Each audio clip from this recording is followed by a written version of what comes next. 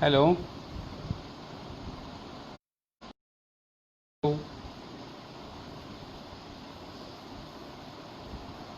Hello.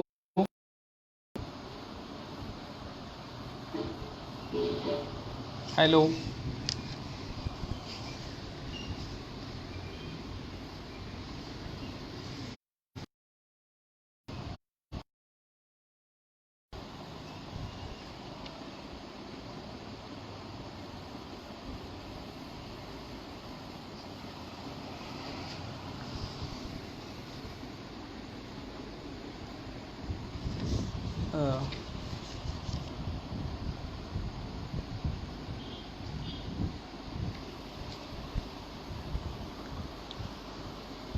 Ravindra sir, तुम्ही जय भीम आलेला आहे म्हणजे आपल्याला ऐकायला येतं आहे.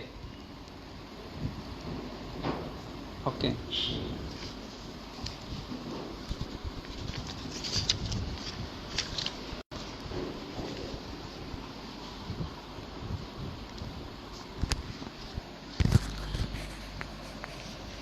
हॅलो.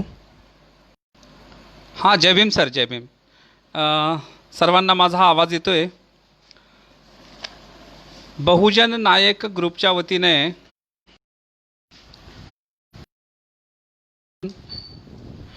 महापुरुषांच्या जयंतीच्या स्मृतिदिनाचा जो जागर महाराष्ट्र आणि तद्वतच देशभर पोचलेला आहे, त्या अनुषंगाने लॉकडाऊनसारखी स्थिती असताना, कोरोनाचं भयानक संकट ही आमच्या डोक्यावर असताना, महापुरुषांच्या विचारांचा जागर हा सातत्यानं तेवत ठेवला आशयानं या आशेपोटी बहुजन नायक ग्रुपचे आमचे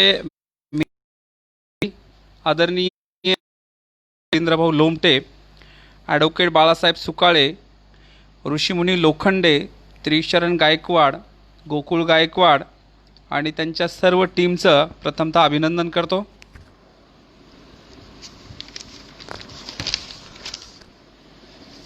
मित्रहो,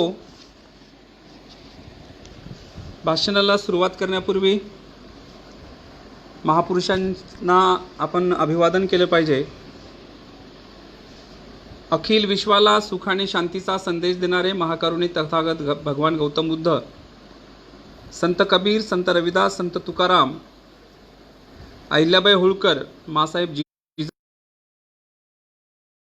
महात्मा ज्योतिराव फुले, सावित्रीबाई फुले, फातिमा बी शेख, छत्रपती शाहू महाराज, छत्रपती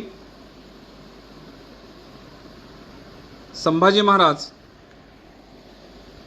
आणि तुम्हा आम्हाला सर्वांना भारतीय राज्यघटनेच्या माध्यमातून मुक्त संचार करण्यासाठी ज्यांनी वाव दिला, ज्यांनी आपल्या जीवाचं रान करून या देशाला पवित्र अशी राज्यघटना दिली, असे विश्वरत्न डॉक्टर बाबासाहेब आंबेडकर, मा रमाई, पेरियार, बिरसा मुंडा, जोगेंद्रनाथ मंडल, अण्णाभाऊ साठे आणि मान्यवर कांशीराम साहेब या सर्व महापुरुषांच्या विचारांना मी प्रथम अभिवादन करतो. आणि आयोजकांनी जो विषय मला दिलेला आहे तो विषय आहे, आर्थिक क्रांतीशिवाय सामाजिक, धार्मिक आणि राजकीय क्रांती शक्य नाही. साथियो, सामाजिक व्यवस्था आपण जर पाहिली तर आपण वर्णव्यवस्थेमध्ये आणि जातव्यवस्थेमध्ये कुठे आहोत हे सर्वांना ज्ञात आहे. त्यामुळे सामाजिक व्यवस्था ती आपल्याला भलीभाती माहिती आहे, परंतु डॉक्टर बाबासाहेब आंबेडकरांनी दिलेल्या हक्क अधिकारामुळे जी आपण व्यवस्था बदललेली आहे आणि बदललेल्या व्यवस्थेमध्ये आज जो परिवर्तन आपल्याला दिसतं आहे ते या सामाजिक व्यवस्थेचा एक कणा आहे.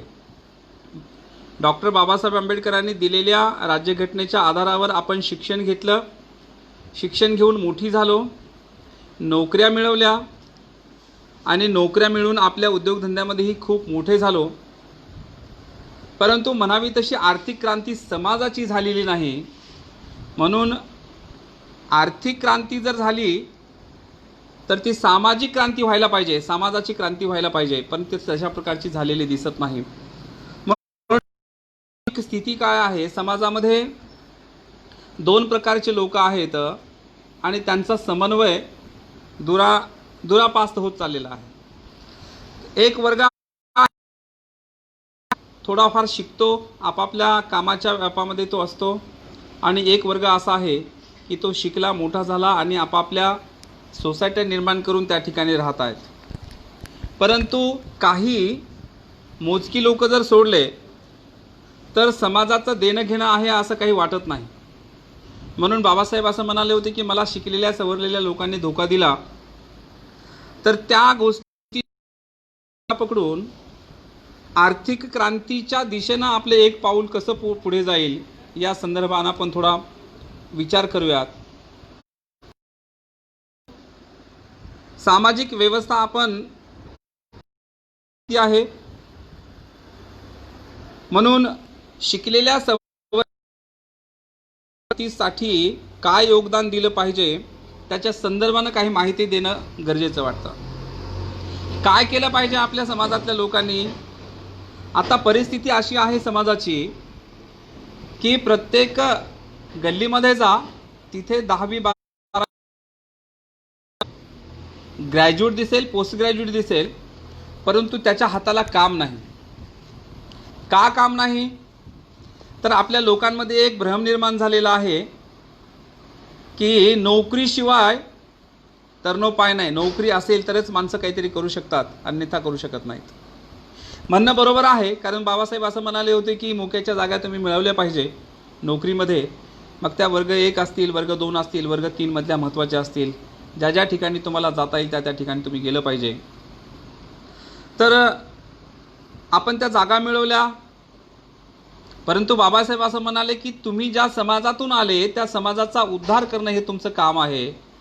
ते मात्र आपण विसरलो आणि नेमकं तिथेच अशी गोष्ट झाली की जी समाजामध्ये आज विदारक स्थिती निर्माण झालेली आहे की जो शिकला सवरलेला मुलगा आहे त्याच्या हाताला काम नाही, आणि हाताला काम नसल्यामुळे त्याच्या पोटाला जी काही गोष्टी लागणारी आहे जाऊन तो मुलगा आपलं उदरनिर्वाह करतो, किंबहुना त्याला लिडरशिप दिल्या जाते. अशी बरीच पोरं असतील की ती ग्रॅज्युएट आहेत, पोस्ट ग्रॅज्युएट आहेत, 10वी आहेत, 12वी आहेत, आणि अशी पोरं कोणाच्या तरी झेंड्याखाली गेलेली दिसतात. मग आपल्या समाजातली शिकली सवरलेली लोक म्हणतात यांना समजत नाही, यांनी आपल्या समाजाचं काम केलं पाहिजे. मग समाजाचं काम केलं पाहिजे तर कसं केलं पाहिजे? उपाशीपोटी तर राहून होणार नाही. त्यांच्या हाताला काम नाही तर ते काय काम करणार आहेत? आणि जी दुश्मन आहे तर नेमकी गोष्ट हीच शोधून या लोकांना थोडेफार पैसे देऊन त्याचे शौक पुरवून आणि थोडेफार काही पदं देऊन त्यांच्याकडून कामे करून घेतल्या जातात. शिवसेनेचं उदाहरण घ्या, BJPचं घ्या, काँग्रेसचं घ्या, राष्ट्रवादी घ्या, किंवा आणि कुठलाही पक्ष घ्या की त्यामध्ये आपल्या पोरांना अंगाला कपडा, थोडासा चांगला एक मोबाईल आणि गाडी आणि त्याला ज्या काही लागणाऱ्या गोष्टी आहेत आणि त्याच्यासोबत काही 5-10 पोरं असतील तर त्याची काय कशा पद्धतीनं सरबराही होईल याच्या संदर्भाने जास्तीत जास्त विचार केला जातो. तर मित्रहो, मला एक प्रामुख्यानं असं गोष्ट सांगायची आहे की मग ह्या पोरांचा जर उद्धार करायचा असेल तर आपण एक ठोस निर्णय घेतला पाहिजे. काय निर्णय घेतला पाहिजे? निर्णय असा घेतला पाहिजे की ह्या समाजामध्ये जन्मलेली जी मुलं आहेत त्या मुलांच्या हाताला आपण काही काम देऊ शकतो का? तर निश्चित देऊ शकतो. त्याची आपण एक आखणीसुद्धा करू शकतो आणि त्याच्या संदर्भानं बहुजन नाईक ग्रुपच्या जी मंडळी आहे त्यांच्यासोबत आपली चर्चाही झालेली आहे. याच्या संदर्भानं 2017 पासून एक कार्यक्रमही हाती घेतलेला आहे. त्याला मूर्तरूप गेलं नाही, परंतु मला वाटतं आता आंतरराष्ट्रीय स्तरावरसुद्धा कालचं एक माझं स्पीच झालं, तिथल्या लोकांनीही बराचसा प्रतिसाद दिला. तर आपण काय केलं पाहिजे? बुद्धाची दिलेल्या आहेत त्या 10 पारमिता मधली एक दान पारमिता, आणि डॉक्टर बाबासाहेब आंबेडकर यांनी सांगितले की तुमच्या कमाईचा 20वा हिस्सा जो आहे तो समाजाच्या उत्थानासाठी तुम्ही दिला पाहिजे. पे बॅक टू द सोसायटी, म्हणजे समाजाचं उत्थान करण्यासाठी जर समजा तुम्हाला तुम्हाला काही करायचं असेल तर तुम्ही पे बॅक टू सोसायटी केलं पाहिजे. आमच्या लोकांनी पे बॅक टू सोसायटीसुद्धा केली. पे बॅक टू सोसायटी करत असताना काय केलं, विहार बांधण्यासाठी फंड जमा केला. बरं, विहार जमा करण्यासाठी फंड केवळ आपल्याच लोकांनी दिला असं नाही. ही आपली शिकली सवरलेली लोक, नोकरीत असलेली लोक, ज्यांचं घर चांगलं आहे अशी असलेली लोक ही दुसऱ्याच्या घरी गेले. मग ते राजकीय पक्षाच्या लोकांकडे गेले, नगरसेवकांकडे गेले आणि त्यांच्याकडून निवडणुकीच्या माध्यमातून पैसे घेऊन समाजाचा लिलाव केला आणि अशी विहार निर्माण केले. मला खेदानं असं म्हणावं वाटतं की या विहारांमध्ये 99% विहारांमध्ये पवित्रता दिसत नाही. त्याच्यामध्ये कुठला तरी दुसरेच पैसे आलेले आहेत. त्यामुळे तिथे संस्कार केंद्र होऊ शकलं नाही, किंबहुना होत नाही. आणि तिथे लायब्ररी केली जाते, परंतु लायब्ररीमध्ये कोणी बसत नाही. कारण होतं काय की ही जी आपल्याला आयतं मिळाली जी गोष्ट आहे ती आपण त्या लोकांमध्ये जे संस्कार रुजवायला पाहिजे होते ज्या मुलांमध्ये, ती रुजवलेले नाहीत. म्हणून ही जी बुद्धविहार आहे ती बुद्धविहार संस्कार केंद्र बनण्याच्या ऐवजी दुसरंच काही होतं. आमच्या लोकांना असं वाटतं की या ठिकाणी भिक्खू राहिले पाहिजे, भिक्खूची व्यवस्था केली पाहिजे. परंतु त्याच्या संदर्भानं भिक्खूलाही अशा पद्धतीच्या गोष्टी काही सांगितल्या जातात की आपण हे नेते आहेत याच्याकडे गेले पाहिजे, त्यांच्याकडून चंदा आला पाहिजे, या राजकारण्याकडून चंदा आला पाहिजे. परंतु समाजामध्ये जी काही शिकली सवरलेली लोक आहेत आपल्या पगाराचा जो 20वा हिस्सा आहे तो देण्यापासून घुसकामी ठरलेले आहेत. आणि म्हणून ती देण्याची प्रवृत्ती निर्माण झाली पाहिजे. एक स्वाभिमानी आणि आत्मनिर्भर पिढी निर्माण झाली पाहिजे. त्याच्यासाठी आपण काय केलं पाहिजे, तर त्याच्यासाठी आपण महाराष्ट्रभर आपण एक रान पेटवलं पाहिजे. आपण एक ती आखणी केलेली आहे. तर या लोकांनी काय केलं पाहिजे, ह्या लोकांनी पे बॅक टू सोसायटी केली पाहिजे. कशी केली पाहिजे, तर मित्र हो, असं तुम्हाला वाटतं की आपली पोरं आपलं ऐकत नाहीत, आपलं काम करत नाहीत, त्यांच्या हाताला काम दिलं पाहिजे. आणि म्हणून काय केलं पाहिजे, आर्थिक व्यवस्था सुधारण्यासाठी उद्योग आणि व्यवसायासाठी आपण ह्या लोकांना मदत केली पाहिजे. तर कशी मदत केली पाहिजे, एक भौगोलिक स्थितीचा जर विचार केला तर 36 जिल्हे आहेत आपल्या महाराष्ट्रामध्ये आणि 355 तालुके आहेत. पंचायत समिती जवळपास, म्हणजे ह्या ज्या सगळ्या गोष्टी आहेत आपण पाहतोय याच्यामध्ये प्रामुख्यानं महाराष्ट्राचा भौगोलिक विस्तार जो 36 जिल्हे, 355 तालुके, जिल्हा परिषदा 34 आहेत, पंचायत समिती 355 आहे. आपण फक्त प्राथमिक शाळा जर पाहिल्या तर 75,466 एवढ्या शाळा प्राथमिक आहेत. त्याच्यामध्ये जिल्हा परिषदेच्या शाळा आहेत त्या 65, मराठीच्या शाळा आहेत त्या 65,324 आहेत. म्हणजे किमान एक डिपार्टमेंट पाहिलं आपण प्राथमिकचं आणि एका शाळेवर एक माणूस जरी आपला असला तर 65,324 लोक नोकरीला आहेत. या लोकांपर्यंत आपण पोचलं पाहिजे. आपल्या शेजारपाजारच्या लोकांपर्यंत आपण पोचलं पाहिजे आणि त्यांना समजावून सांगितलं पाहिजे.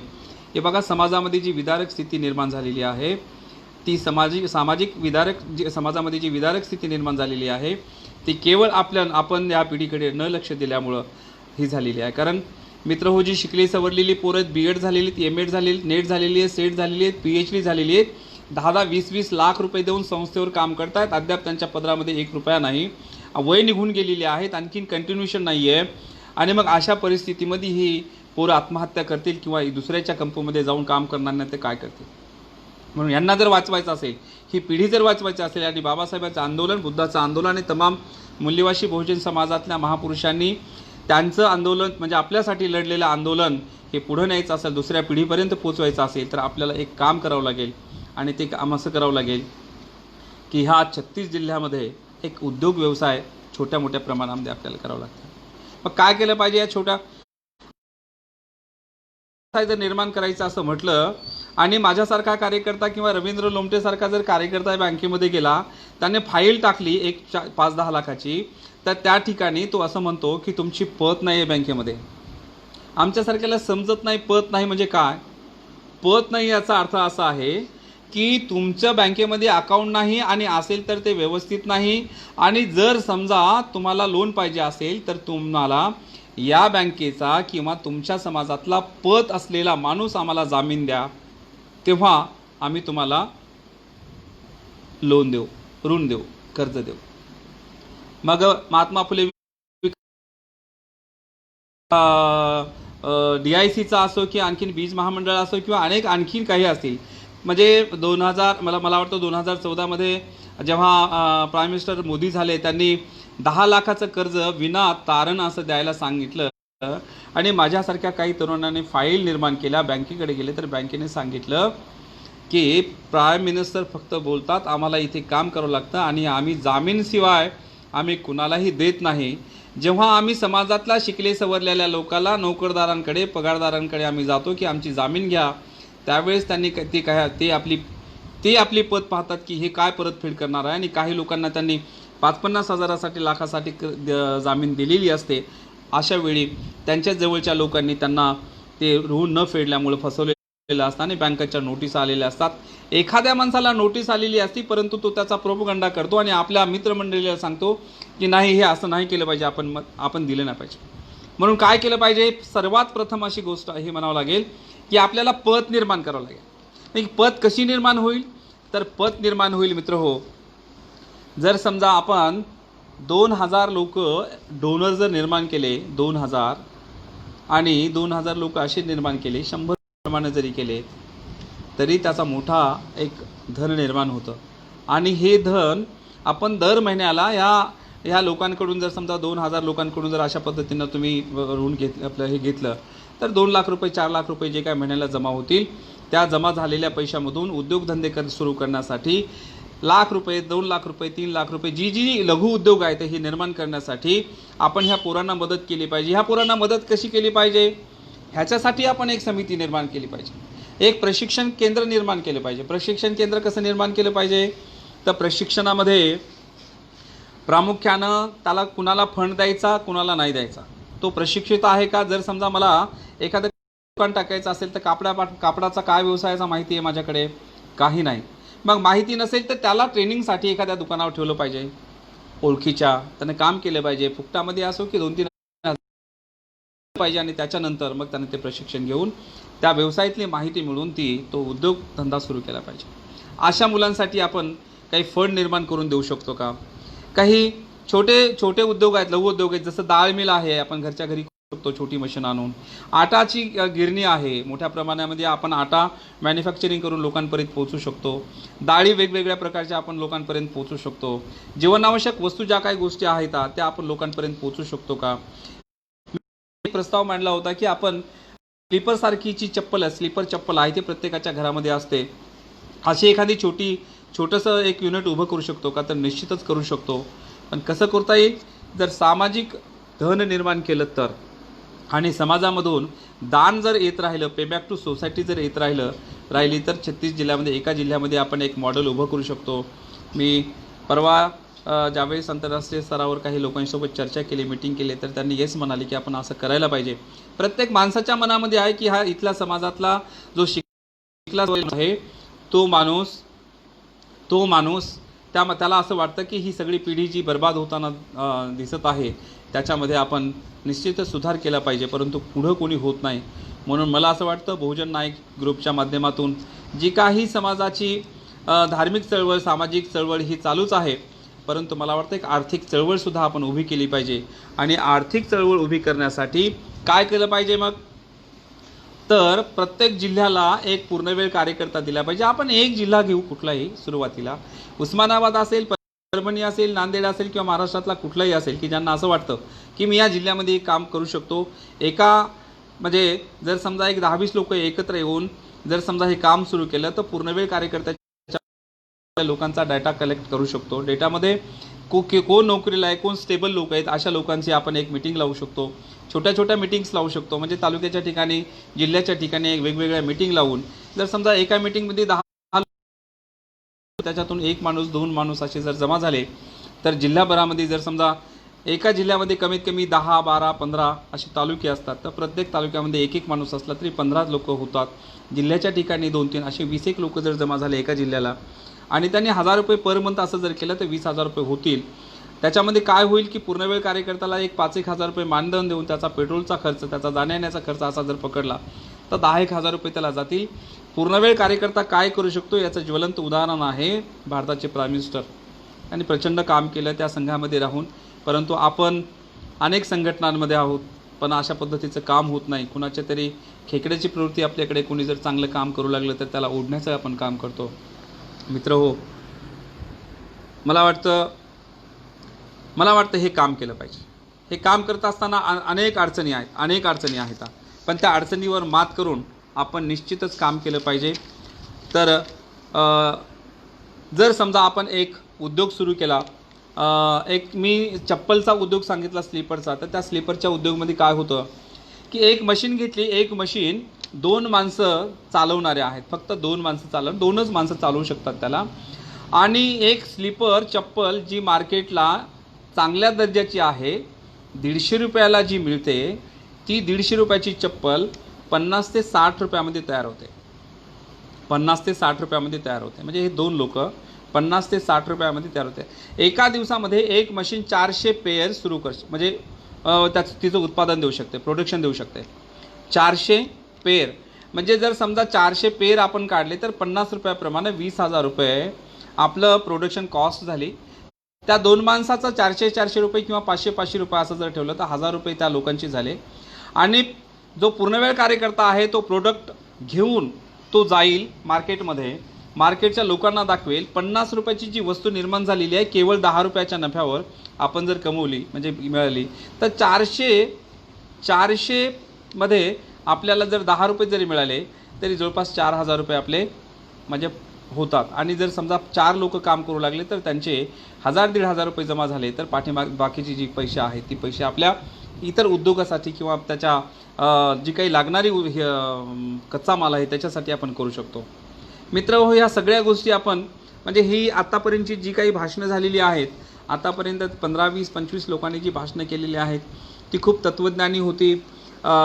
ते बाबासाहेबांचा संदर्भ, बुद्धाचा संदर्भ, शाहू महाराजाचा संदर्भ, जिजाऊंचा, सगळ्यांचा संदर्भ देत आलेली आहे. भाषणं खूप चांगली झालेली आहेत, त्यांचं अभिनंदन आहे. परंतु मला असं वाटतं की ही भाषणं झालीच पाहिजे, प्रबोधनाची कामं झालीच पाहिजे. परंतु बाबासाहेब एका ठिकाणी असं म्हणाले होते की बऱ्याच दिवसापासून मी असा एक निर्णय घेतला होता. बाबासाहेब असं म्हणतात की बऱ्याच दिवसापासून मी असा एक निर्णय घेतला होता की कोणत्याही सार्वजनिक कार्यात नुसत्या व्याख्यानासाठी कधीच हजर राहायचे नाही. कारण नुसत्या व्याख्यानबाजीचा मला कंटाळा आला आहे. व्याख्यानात माझा सारा जन्म गेला आहे, उभी हयात गेली आहे, तथापि माझ्या व्याख्यानांचा समाजावर काहीच परिणाम झाला नाही. असे नाही, आज माझ्यापुढे अस्पृश्य समाजात जी जागृती झाली आहे ती माझ्या व्याख्यानांचेच फळ आहे अशा अभिमानाने सांगतो. परंतु या समाजासाठी उत्थानाची काही गोष्ट करायची असेल तर मी अद्याप केलेली नाही. आणि बाबासाहेब इकॉनॉमिकवर प्रचंड काम केलं होतं. बाबासाहेबांच्या स्वप्नामध्ये सगळ्या काही गोष्टी होत्या की आपल्याला आर्थिक उन्नतीसाठी व्यवसायामध्ये लोक आले पाहिजे, त्यांच्यासाठी काही तरतुदी करता आल्या पाहिजे. त्या केल्याही, परंतु इथल्या संविधान चालवणाऱ्या लोकांनी आपल्यापर्यंत हजारो कोटी रुपयाच्या ज्या योजना आहेत त्या आत्तापर्यंत आपल्याला पोचूच दिल्या नाहीत. ज्या लोकांपर्यंत पोचल्या त्यांनी उद्योगधंदे सुरू केले नाहीत. किंवा काही लोकांनी जे सुरू केलेले आहेत त्यांचं अभिनंदन. काही लोक खूप मोठ्या प्रमाणात संस्था चालवतात, काही सूतगिरणी चालवतात, पॉवरलूम आहेत, छोट्या मोठ्या बरेचसे व्यवसाय आहेत, हे खूप लोक चांगल्या पद्धतीनं चालवतात. परंतु बाबासाहेबांचा हा संदर्भ घेतला तर केवळ प्रबोधनाच्या माध्यमातून लोक ऐकतात. पण एकत्र येऊन एखादं समाजाचं मूलभूत काम म्हणजे परिवर्तन घडवण्यासाठी जे आज रोजी जी तरुण मंडळी आपण उघड्या डोळ्यांनी पाहतो, कट्ट्यावर बसलेली असतात आणि फक्त गप्पा केलेल्या असतात, व्यसनाधीन झालेली आहे. या व्यसनापासून तुम्हाला जर वाचवायचं असेल तर आपल्या खिशाला झळ लावावं लागेल. आपण ती दान बुद्धानं सांगितलेली गोष्ट आहे, ती बाबासाहेबांनी 20व्या भागामध्ये सांगितलेली आहे. 20वा हिस्सा द्या म्हणून सांगितलेली आहे. सातत्यानं मला वाटतं मित्र हो, जर समजा आपण ह्या पद्धतीनं काम केलं तर आपण ते करू शकतो. एक कवी आहे, त्या कवीच्या काही ओळी मी तुमच्यासमोर ठेवतो, म्हणजे या समाजाचं चित्र जे आहे ते चित्र आपल्या डोळ्यासमोर उभे राहील. युगकवी मार्शल केतन पिंपळापुरे ह्यांची कविता आहे. ते असं म्हणतात, मावळेल जिथे अंधार आणि प्रकाशेल आयुष्य नव्याने, असे आपले ही एक क्षितिज असेल. ही जी संकल्पना मी मांडतोय की नक्कीच आम्ही जी गोष्ट आज मांडलेली आहे ते क्षितिज आम्हाला दिसतंय, ते आम्हाला मिळवायचं आहे. ते कसं मिळवायचं या कवितेमध्ये ज्या काही व्यथा मांडलेल्या आहेत समाजाच्या, त्या प्रत्येक व्यथाची टिप्पणी आपण घेतली पाहिजे. पुढं कवी असं म्हणतो, मोहर गेला झाडून मनांचा आणि फुलांच्या डोळ्यात साचली काजळी, खुडून नेले श्वास प्रश्नांनी आणि स्वप्नांची झाली भ्रूणहत्या, त्रस्त प्राणांच्या देठावरून इच्छांनी टाकल्या भर मोसमात माना, सडून गेले तारुण्य पिंजऱ्यात आणि पाखरांचे आयुष्य ठरले बळी, अजूनही जागतात ज्यांच्या हृदयात भविष्यासाठी स्पंदने, त्यांच्या पहाटेसाठी माझ्या कवितेच्या आभाळात तारकांची सिरीज असेल. मावळेल जिथे अंधार आणि प्रकाशेल आयुष्य नव्याने, असे आपलेही एक क्षितिज असेल, आपलेही एक क्षितिज असेल. आपण जर ह्या तरुणांसाठी काम करू लागलो तर लोक भेटत जातील, लोक येत राहतील, लोक नवी उमेद देत राहतील, लोक पैसे द्यायला तयार असतात, परंतु तुमचं जे ठोस काम आहे ते ठोस काम आपण दिलं पाहिजे. अशा पद्धतीचं एक मॉडेल आपण या समाजामध्ये निर्माण करू. आर्थिक क्रांती जर झाली तर समाजामध्ये काय होऊ शकतं मित्रहो, प्रत्येक गावामध्ये प्रत्येक तालुक्याच्या ठिकाणी कृषी उत्पन्न बाजार समिती आहे आणि त्या कृषी उत्पन्न बाजार समितीमध्ये एक मंदिर आहे. त्या मंदिरामध्ये अखंड हरिनाम सप्ताह चालत असतो. वर्षभरात 2-4 वेळेस होत असतो आणि त्या कृषी उत्पन्न बाजार समितीमध्ये प्रत्येक वेळेला फक्त एकटा माणूस खर्च करत असतो. आणि तो जर समजा एखाद्या माणसाला असं वाटलं की माझा नंबर लागला पाहिजे, माझा नंबर लावण्यासाठी त्याला म्हणतो की अरे माझा यावेळेस नंबर लागला पाहिजे, माझा यावेळेस नंबर लागला पाहिजे. आणि काय करतात लोक, त्याचा नंबर लावण्यास लागत नाही, परंतु जी काही सिरियल असते त्या सिरियलप्रमाणे ती एकटा माणूस तो कार्यक्रम घेतो. आमच्याकडे एक बुद्ध धम्मपरिषद घ्यायची झाली तर आम्ही पायपीट करतो, इतर लोकांच्या घरी जातो, मग त्या इतर पक्षांच्या लोकांकडे जातो, त्यांना प्रायोजकत्व देतो, त्यांना स्वागताध्यक्ष बनवतो, त्यांना प्रमुख पाहुणे बनवतो, त्यांचं पॉम्पलेटवर नाव, त्यांचं बॅनरवर फोटो, त्यांचा जिथं तिथं फोटो सगळीकडे. आणि मग तेव्हा कुठेतरी आमची धम्मपरिषद होते. त्या धम्मपरिषदेमध्ये प्रमुख पाहुणा तो असतो, त्याला ज्ञान नसतं धम्माचं तरीही तो असतो. म्हणून मित्र हो, मला असं म्हणायचं आहे की जर समजा आपण आपल्या पायावर उभं राहू शकलो तर विहारही आपली होतील, समाजामध्ये समाज मंदिरही आपली होतील, समाजामध्ये कार्यक्रम घेणारी लोकही आपलीच होतील. कारण आर्थिक क्रांती जर झाली तर सामाजिक क्रांती होणं काही असं शक्य गोष्ट नाही, सहज होऊ शकते. पुढे कवी असं म्हणतो, मारले जातात जे बिमारीने, दम्याने, क्षयाने आणि अभावाने, प्रत्येक पहाटेला उगवतात त्रस्त दिवस समस्यांचे, कावळे टोचून खातात ज्यांचा लक्तरलेला मेंदू आणि कारखान्यांच्या गेटवरून परतताना थकून जातात ज्यांची पावले उदास, त्यांना मिळेल थोडा ओला दिलासा, अशी माझ्या कवितेत तजवीज असेल. मावळेल जिथे अंधार आणि प्रकाशेल आयुष्य नव्याने, असे आपलेही एक क्षितिज असेल, असे आपलेही एक क्षितिज असेल. किती म्हणजे ही परिस्थिती मांडलेली आहे कवीने. कवी पुढे असं म्हणतात, कष्टाने खंगून जातात हाडे ज्यांची आणि लोंबकळतात आतड्यांच्या दोऱ्या, लेकरांच्या फाटक्या वस्त्रांच्या खोप्यातून डोकावतात दारिद्र्याची पिले, लेकीच्या लग्नासाठी पडतात गहाण घरावरील पत्रे, बैल आणि शेतीचे अवजारे, दांड मारलेल्या धोत्राचा करून गळफास एक दिवस संपून जाते, ज्या बापाच्या कर्जबाजारी जिंदगीचे सगळे फेरे, त्या उघड्या अंगासाठी माझ्या कवितेत सांत्वनेचे स्वच्छ कमीज असेल. मावळेल जिथे अंधार आणि प्रकाशेल आयुष्य नव्याने, असे आपलेही एक क्षितिज असेल, आपलेही एक क्षितिज असेल.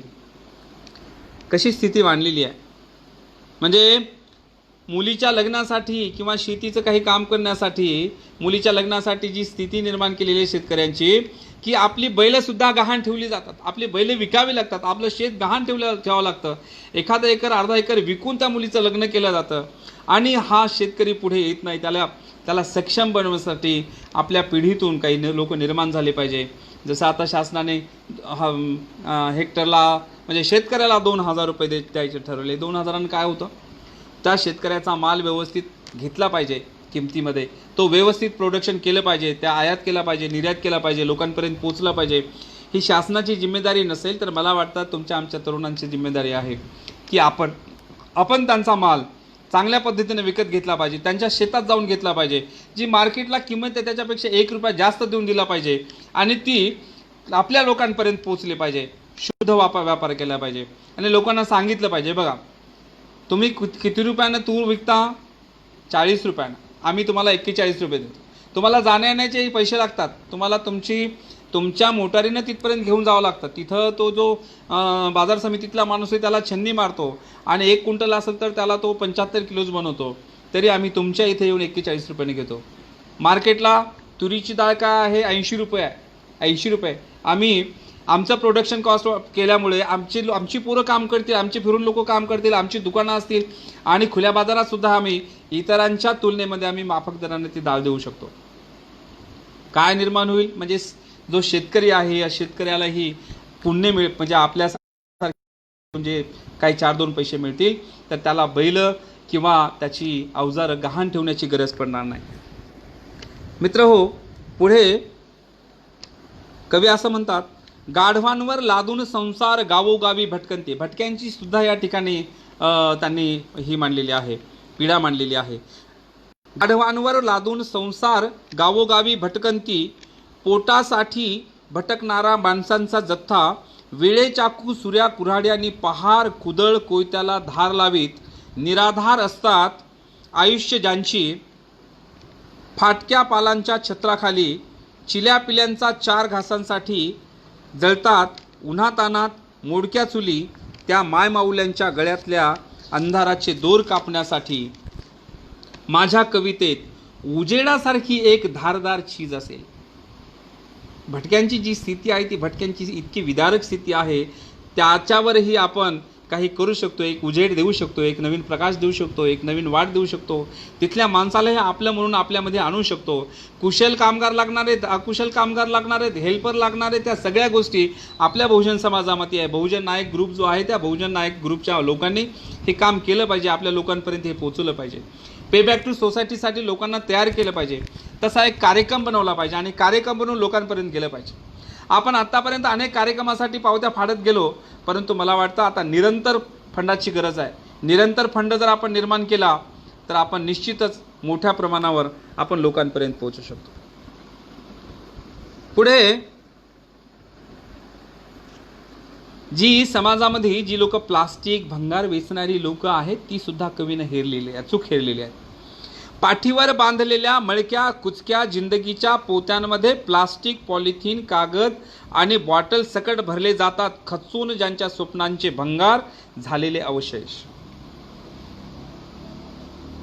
पाठीवर बांधलेल्या मळक्या कुचक्या जिंदगीच्या पोत्यांमध्ये प्लास्टिक, पॉलिथिन, कागद आणि बॉटल सकट भरले जातात खचून ज्यांच्या स्वप्नांचे भंगार झालेले अवशेष. आयुष्य असते ज्यांचे कबाडीच्या दुकानात स्वस्तात जमा, पाठीला लागलेल्या पोटात असते पेटलेली एक भुकेजलेली संध्याकाळ. गांजलेल्या त्यांच्या हरेक रात्रीसाठी माझी कविता बनेल सखी, तेव्हा त्यांच्या भविष्याच्या डोळ्यांमधून जागलेली नीज असेल. मावळेल जिथे अंधार आणि प्रकाशेल आयुष्य नव्याने, असे आपले ही एक क्षितिज असेल. किती विदारक स्थिती आहे. समाजामध्ये आपलीच माणसं आहेत, पोतं घेऊन भंगार वेचणारी, महानगरपालिकेच्या किंवा नगरपालिकेचा गाडा ज्या ठिकाणी ते कचरा पडलेला जातो त्या ठिकाणी वेचून आणणारी आणि त्या कबाडीच्या दुकानामध्ये ती नेऊन देणारी लोक आपलीच आहेत. कबाड्याच्या दुकानामध्ये म्हणजे भंगारवाला जो माणूस आहे त्याच्याकडून पैसे घेतले जातात, की जर समजा मी त्याच्याकडून 100 रुपये घेतले तर त्यानं त्या 100 रुपयाच्या बदल्यामध्ये त्या माणसानं आयुष्यभर त्याच्याकडेच माल दिला पाहिजे. जेव्हा पाहिजे तेव्हा त्याला थोडेफार पैसे देतो तो आणि भंगार त्याच्याकडून घेतो. म्हणजे त्याची जी जिंदगी आहे ती जिंदगी गिरवी ठेवलेली आहे असं कवीला म्हणायचं.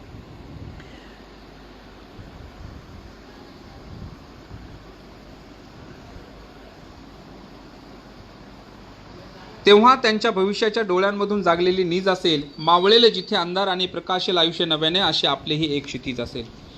आतड्यांच्या होतात चिंध्या ज्यांच्या आणि डोळ्यांची होतात खबदाडे, पोटात साचलेल्या काळोखाशी भूक भांडते भन्नाट, हातापायांच्या शुष्क काड्यांवर हलत असतो डोक्याचा एक माठ, ज्यांच्या कोवळ्या देहांचा होत कधी सोमालिया कधी मेळघाट, त्या भुके कंगाल लेकरांच्या डोळ्यातून ओघळणाऱ्या व्याकुळतेसाठी माझी कविता दळेल काळीज.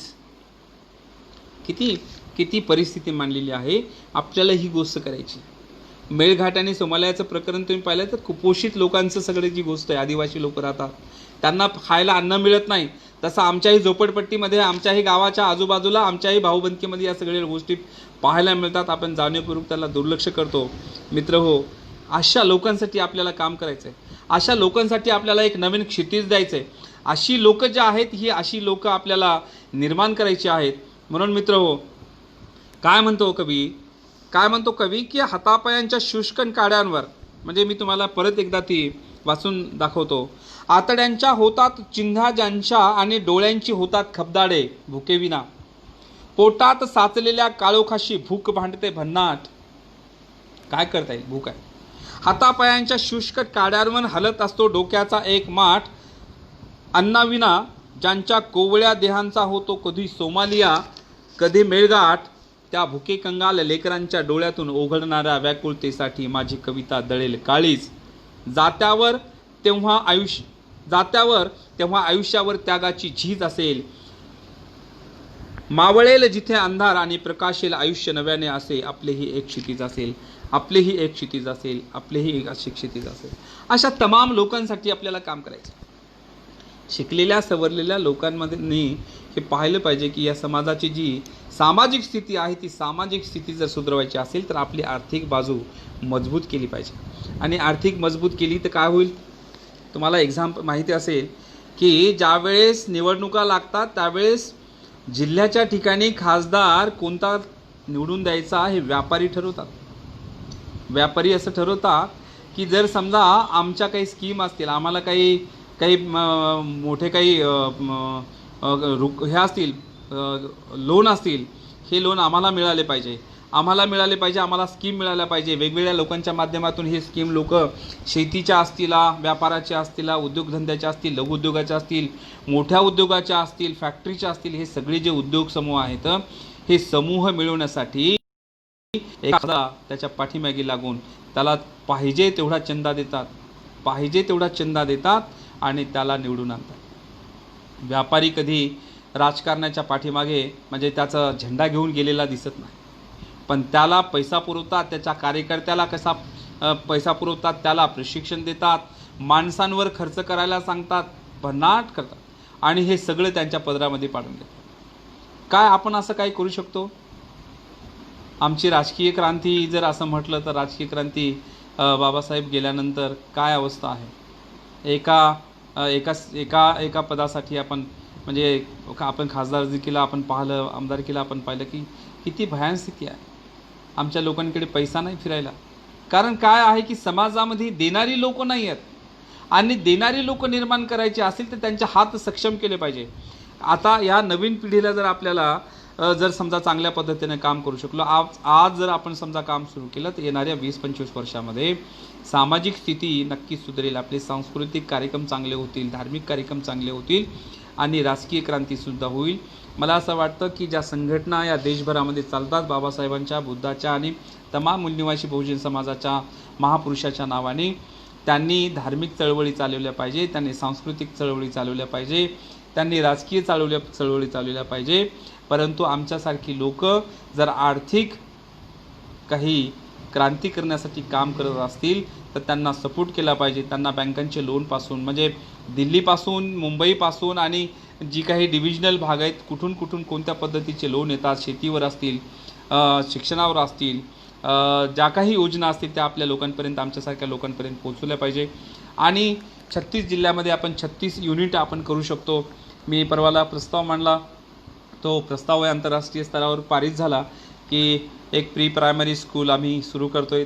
त्याच्यामध्ये एक 5-10 लोक लागतील, 50-50 विद्यार्थी सुरू म्हणजे शिकतील. विद्यार्थ्यांना कोणता अभ्यासक्रम द्यायचा ते आपण ठरवू.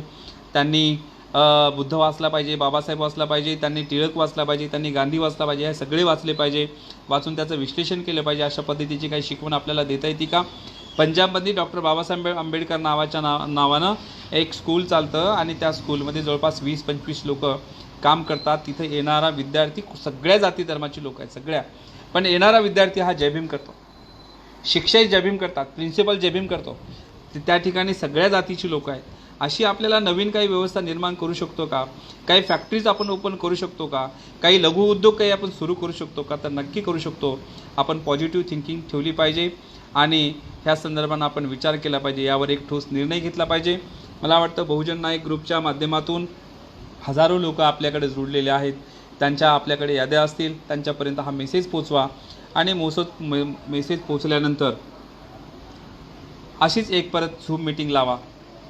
झूम मीटिंग याच्यासाठी की झूम मीटिंगवर काही ठराविक लोक आपल्याला मीटिंग करता येईल. आणि हा जो लाईव्ह कार्यक्रम हा व्याख्यानाचा कार्यक्रम आपण सातत्यानं आपण चालू ठेवला पाहिजे. परंतु आर्थिक विषयावर आपण सातत्यानं बोललं पाहिजे असं माझं मत आहे.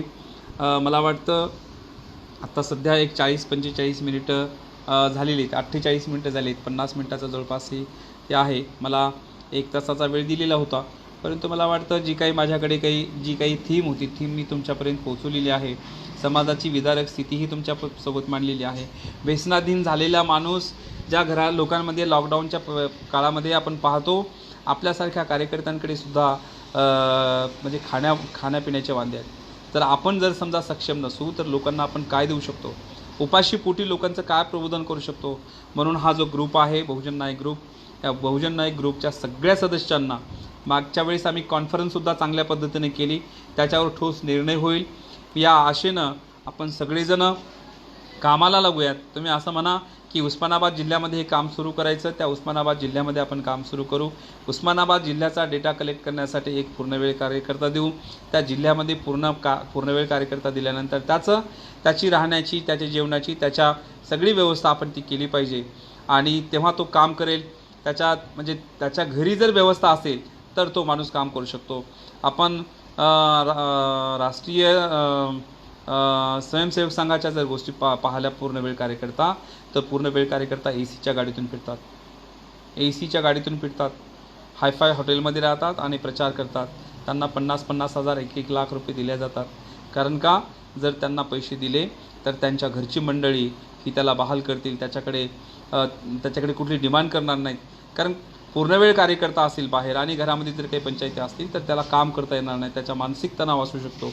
म्हणून आपण छोट्या प्रमाणात का होत नाही, पूर्णवेळ कार्यकर्त्याला कमीत कमी 5,000 रुपये त्याच्या महिन्याला त्याचं घर चालण्यासाठी, त्याची जी घरची मंडळी आहेत बाबासाहेबांचं आंदोलन चालवण्यासाठी ह्या पोराला काम आपण एवढे पैसे देतो. आणि त्याचा जो पेट्रोल पाण्याचा जो खर्च आहे 2-3 हजार रुपये, असा 8-10 हजार रुपयाचा जो खर्च आहे, मला वाटतं 10-20 लोकांनी येऊन एक सातत्यानं वर्षे, 2 वर्षे, 3 वर्षे आणि याच्यातून पेबॅक टू सोसायटी निरंतर देणारी काही सभासद आपण निर्माण केली पाहिजे. ती आपण सगळेजण करूयात या अपेक्षेसह मी या ठिकाणी थांबतो. सर्वांना माझा जय भीम, जय शिवराय.